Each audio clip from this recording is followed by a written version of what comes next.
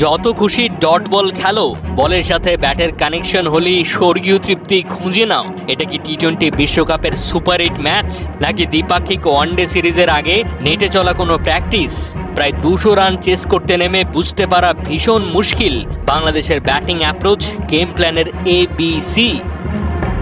197 run chase করতে নামা মানে আস্কিং রেট ওভার প্রতি 10-এর দিকে। এ ধরনের ম্যাচ সিচুয়েশনে জেতার জন্য কিংবা কাছাকাছি যাবার জন্য পাখির চোখ করার কথা পাওয়ার প্লের প্রথম 6 ওভার। প্রথম 3 ব্যাটারের খেলা উচিত এক বা একাধিক 30+ স্কোর, 200 ছাড়ানো স্ট্রাইক রেটে।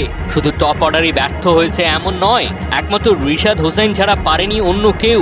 খেলা দেখে মনে হচ্ছিল ব্যক্তিগত অর্জনের জন্যই অনেকে খেলছে। দেশে ফিরলে লোকে বলবে, যাক বাবা, এ তো অন্তত 50টা করেছিল। 197 চেস করার সামর্থ্য নেই সেটা এক কথা, তবে চেষ্টা যে করলো না সেটাই সবচাইতে অবাক করা।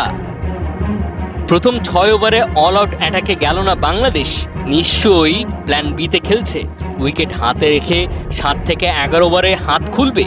কিসের কি, ওই 30 বলে তুলেছে 34 রান। অন্যান্য লো স্কোরিং ম্যাচে সাফল করলেও বড় টার্গেট তাড়া করতে নেমে ব্যাটিং অর্ডারের অদল বদলের ছিটে ফোটাও দেখা গেল না। 8 নম্বরে নামা রিশাদ হোসাইন বহু দেরিতে খেলেছেন 240 স্ট্রাইক রেটের একটা ইনিংস। ওটা যদি 7 থেকে 11 নম্বর ওভারে খেলা হতো, মোমেন্টাম বদলে যেতেও পারত। প্রেস কনফারেন্সে সাকিব আল হাসান ও ক্যাপ্টেন নাজমুল শান্ত আর হাতুরু সিংহের সমালোচনা করলেন কৌশলে। এরকম ব্যাটিং স্বর্গ যেখানে ধীরে ধীরে উইকেটের গতি কমে আসে, সেখানে আগে ব্যাট করাটাই হতো সঠিক সিদ্ধান্ত। আকার ইঙ্গিতে সেটাই জানিয়েছেন। ভারতের মতো টিম যারা ট্রেডিশনালি দুরন্ত খেলে স্পিন, তাদের বিপক্ষে দুপ্রান্তে স্পিনার দিয়ে বোলিং ওপেন করাটাও রং স্ট্র্যাটেজি। কেন? সেই টেকনিক্যাল কারণটা দারুণভাবে করেছেন ব্যাখ্যা। সবচেয়ে গুরুত্বপূর্ণ যে কথা বলেছেন সেটা হলো 200 রান চেস করার মানসিকতাই বাংলাদেশি ব্যাটারদের নেই।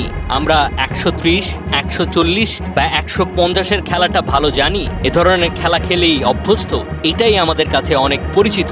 অবশ্য সাকিবের বলা এই কথাগুলোর ডেটা ভিত্তিক আলোচনাতে বিশ্বকাপের আগেই বলে দিয়েছিল, বিশ্লেষণ করেছিল খেলাযোগ। কি ভুল বয়ে বেড়ালে পারবে না, এমন ভুল বয়ে বেড়ালে শুধু এবারই নয়, টি-20 সংস্করণে বাতির নিচে অন্ধকার। টি-20তে তিনি ওপেনার পজিশনে চলেন কিনা সেটা নিয়ে আছে বড় প্রশ্ন। কারণ ডেটা ভিত্তিক বিশ্লেষণ বলে, ওপেনার হিসেবে খেলা ব্যাটারের প্রোফাইলে 25-এর নিচে গড় থাকলে বিশ্বমঞ্চে ভালো করার সুযোগ থাকে না।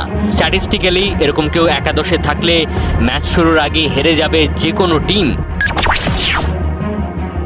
সোজা কথা, তার ব্যাটিং অ্যাপ্রোচ 20 ওভারি ফরম্যাটের জন্য আদর্শ বা চলনসই এখনো হয়ে ওঠেনি। যদি শুধুমাত্র 3 নম্বর পজিশনের ট্র্যাক রেকর্ড দেখা হয়, সেখানে স্ট্রাইক রেট 113, অথচ 20 ওভারি খেলাতে রান তোলার প্রধান জায়গায় হচ্ছে প্রথম 6 ওভার। সেই পাওয়ার প্লে সিচুয়েশনে যারা ব্যাট করেন তারা সচরাচর টিমের 1 থেকে 3 নম্বর ব্যাটার।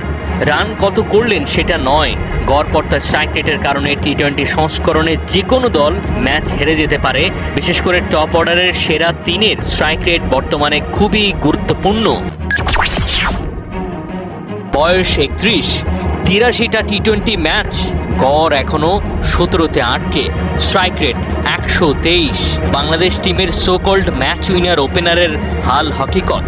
ম্যাচ, গড়, strike rate, run, batting position, বয়স, সব কিছু এটাই সামনে নিয়ে আসে এই লোকটাকে অন্যায্যভাবে সুযোগ দেওয়ার জন্য পরিষ্কারভাবে বঞ্চিত করা হয়েছে বহু যোগ্যকে।